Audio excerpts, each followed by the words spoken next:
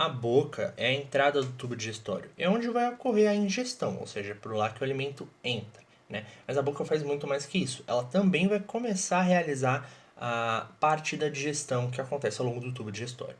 Essa digestão ocorre de duas formas. Uma digestão mecânica, ou seja, a quebra do alimento, né? Afinal de contas, a digestão é a quebra do alimento. Essa digestão é mecânica através dos dentes, né? Que vão esmagar e partir os alimentos. Mas o foco aqui, inclusive, da nossa aula, que é essa digestão química. Então, a digestão química ela é basicamente a quebra do alimento através de moléculas químicas. Basicamente, a partir de enzimas digestivas. Vamos lembrar o que é uma enzima, né? Uma enzima é um catalisador biológico, ou seja, ele acelera processos, como, por exemplo, a digestão. A digestão ela é acelerada por enzimas digestivas. Mas a gente também tem que lembrar que as enzimas são um tipo de proteína que, como a gente já falou, acelera processos como a digestão, mas que dependem de condições muito específicas para funcionar. As enzimas, por exemplo, dependem de um pH e de uma temperatura específica para conseguir agir bem. Então, por exemplo, a pitialina, que vai estar presente na boca, ela funciona bem no pH 7, ou seja, num pH neutro. Não é nem um pH ácido nem alcalino, é um pH neutro. Isso é bem importante, porque ao longo do tubo digestório, o pH vai variar bastante, então as enzimas vão funcionar bem dependendo de onde elas estão. Mas tem uma outra coisa além do pH e da temperatura que vai influenciar o funcionamento das enzimas, que é a questão da sua especificidade em relação ao seu substrato. Como assim substrato? O que significa substrato? Nesse caso aqui, o substrato é sobre o que a enzima está agindo. Ou seja, como a gente está falando de enzima digestiva, é o que a enzima vai digerir. Né? Quando a gente está se alimentando, você tem vários tipos de nutrientes. Né? Você tem carboidrato, você tem gordura, você tem ácido nucleico, você tem proteína. Então, uma enzima que age sobre proteína não vai agir sobre carboidrato. Tá? Então, elas são específicas. As enzimas funcionam sobre substratos específicos. Então, falando da pitialina, né, ou também conhecida como amilase salivar, essa é a enzima que a gente vai dar destaque aqui na boca.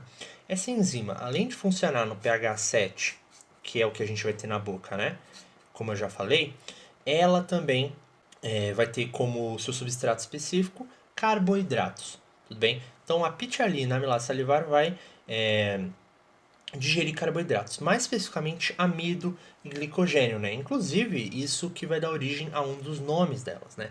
AMI, porque ela vai estar envolvida na digestão de amido, tudo bem? E a ASE é como termina o nome de várias enzimas, tudo bem? É muito comum você ver enzimas que vão ter seu nome terminado em ase, como lactase, a gente usa um dos nomes também, protease, lipase, né? Então, a amilase salivar vai estar na saliva e vai digerir amido, por exemplo. Aí tem outro nome que é pitialina, ok? Bom, esse amido e esse glicogênio, eles são polissacarídeos, né?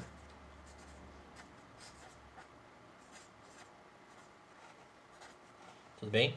Polissacarídeos, ou seja, poli de muito e sacarídeo de açúcar. Ou seja, uma molécula formada por várias moléculas de açúcar. E esse amido e esse glicogênio vão ser quebrados na maltose, que é um disacarídeo, né? Sacarídeo.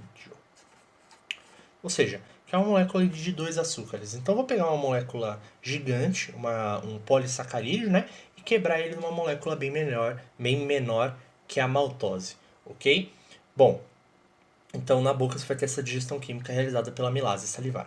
Mas, antes de seguir para o estômago, a gente tem que falar da faringe e do esôfago. Bom, vamos lá. Né? Aqui você tem a boca, né? E em cima você tem a cavidade nasal, ou seja, por onde o ar entra, ok?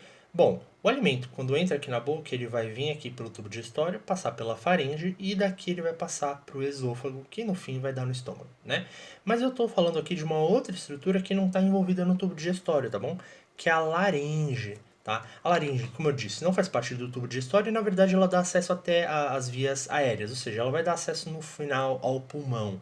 Agora, por que eu estou falando dela aqui? É justamente para a gente não confundir.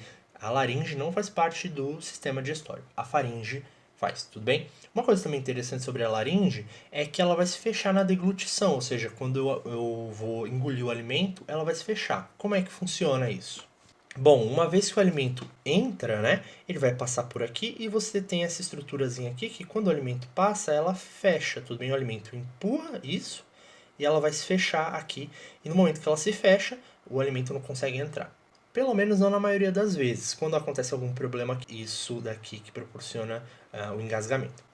Bom, agora voltando para o tubo digestório, né, a faringe vai ter a função de ligar a boca ao esôfago. Então, o alimento vem por aqui e passa para o esôfago através da faringe, tudo bem? Uma coisa importante para a gente destacar sobre o esôfago, e é uma coisa que a gente vai ver também ao longo do tubo digestório, no intestino, por exemplo, é o peristaltismo. O que é o peristaltismo? É como a gente chama os movimentos de contração que vão empurrar o alimento. Então o tubo vai estar ali contraindo o tempo inteiro para empurrar o alimento para seguir pelo tubo digestório, tá bom? Por isso que quando você vira de ponta cabeça, né, não necessariamente tudo vai voltar, né? Esse movimento aqui controla esse fluxo de comida ao longo do tubo digestório. E bem, no final, o alimento que passa pelo esôfago vai chegar no estômago, que é o objeto de estudo da nossa próxima aula, ok? Espero que esse vídeo ajude vocês e eu vejo vocês na próxima aula.